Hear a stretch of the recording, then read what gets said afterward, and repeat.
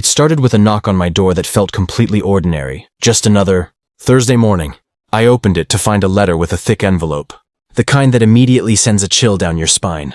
The letterhead read, Homeowners Association Notice of Approval. My heart raced as I read the words. Your signature has approved the construction of a new cabin on lot 12. My signature? But I had never signed anything, least of all approving someone's cabin. I sank into my chair, gripping the letter so tightly my knuckles turned white. I read it again, just to make sure I wasn't hallucinating. No, it was definitely my name. My signature. And yet I had never given permission. I felt a mixture of disbelief and fury. Someone had forged my signature, and it wasn't just anyone. It was Karen. Karen. The same woman who had been causing trouble in the neighborhood for years. Nitpicking about garden fences, unauthorized decorations, and even threatening fines for trivial matters. And now she had crossed a line that could not be ignored. I immediately called the HOA office, my fingers trembling. There must be a mistake, I said, trying to steady my voice. The secretary on the other end sounded sympathetic, but her words offered no real comfort. Ma'am, we have all the paperwork, and your signature is on the documents. You'll need an investigation. Investigation. That word hit me like a hammer. Someone was going to look into this.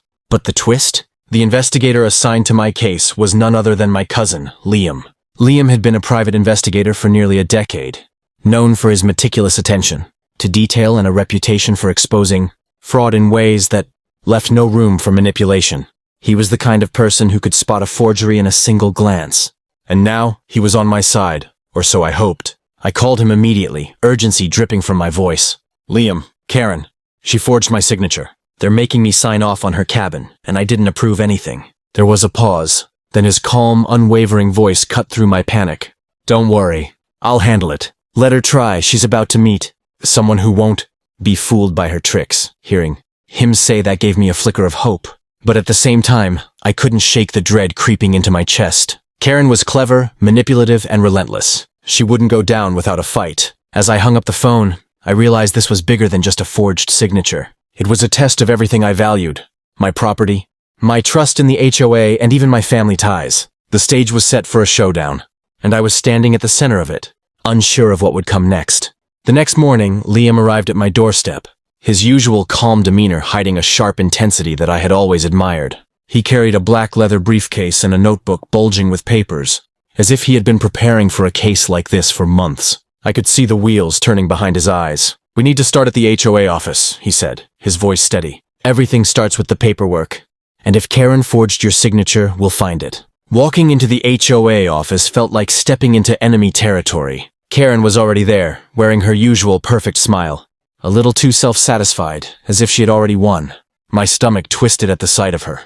Liam didn't let her presence distract him. He led me straight to the files. We pored over each document, examining every line, every initial, every date. Liam pointed to a signature on a form approving the cabin. See this? There's a subtle difference in pressure and stroke. Your signature flows naturally. This doesn't. I leaned closer, squinting at the fine details. Liam was right. It was subtle, but undeniable. Karen had tried to mimic my handwriting, but she was sloppy in the small ways only an expert would notice. I felt a rush of vindication but also dread. Karen wasn't the kind of person to admit defeat. She would fight back, and I had no idea what lengths she would go to. We didn't stop there. Liam requested access to security footage, emails, and HOA meeting minutes. Piece by piece, he began building a timeline that exposed Karen's manipulations. Each discovery was more shocking than the last. There were emails she sent to the HOA, pretending to represent me, convincing board members that I had approved her cabin. She had even altered digital files to make it look authentic. My jaw dropped as Liam explained how cleverly she had orchestrated the entire scheme. As the day wore on, it became clear that Karen had underestimated one thing: the tenacity of someone who actually cared about justice. Liam's methodical investigation revealed not just the forgery, but the patterns of deception Karen had used in the neighborhood for years. Every forged signature, every misleading email, every backdoor deal, Liam was uncovering it all. By the time we left the office, we had a concrete case, but we both knew this was only the beginning. Karen would retaliate, and I had to be ready. The calm before the storm was almost tangible as we walked to the car, documents in hand and a plan forming in our minds. A few days later, the HOA board scheduled a meeting to review the investigation findings. Karen arrived, her posture stiff, her smile forced, as if trying to convince everyone she was calm. I could feel the air thick with tension the moment we walked in. Liam and I carried our stack of evidence, each folder heavy with proof of forgery, emails, and manipulated documents.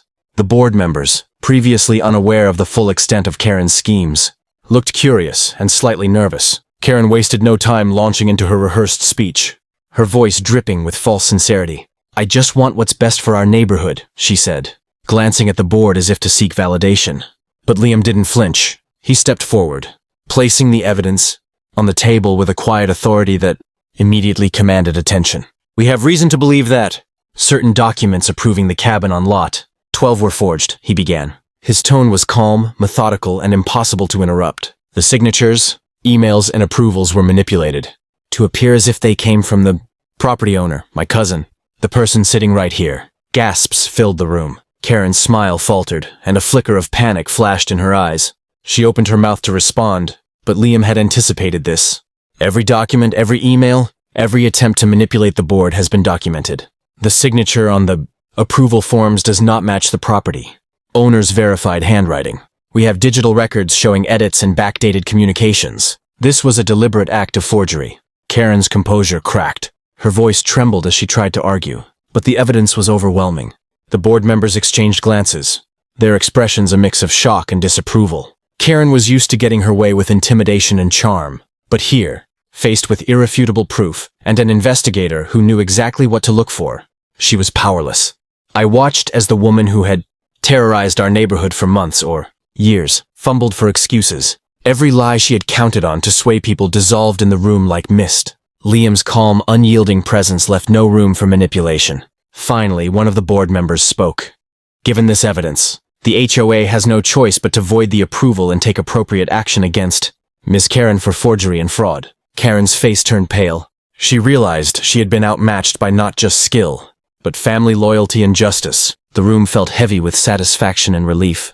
A quiet triumph after months of uncertainty. For the first time in years, Karen's manipulations had been stopped in their tracks. The days following the HOA meeting were a whirlwind of calls, emails, and neighborhood chatter. Karen's attempts to regain control had utterly failed, and news of the forgery scandal spread like wildfire through the community. People who had once feared her now whispered in awe and relief about how she had finally been exposed. For me, it was a strange mixture of satisfaction and lingering anxiety. Satisfaction that justice had been served.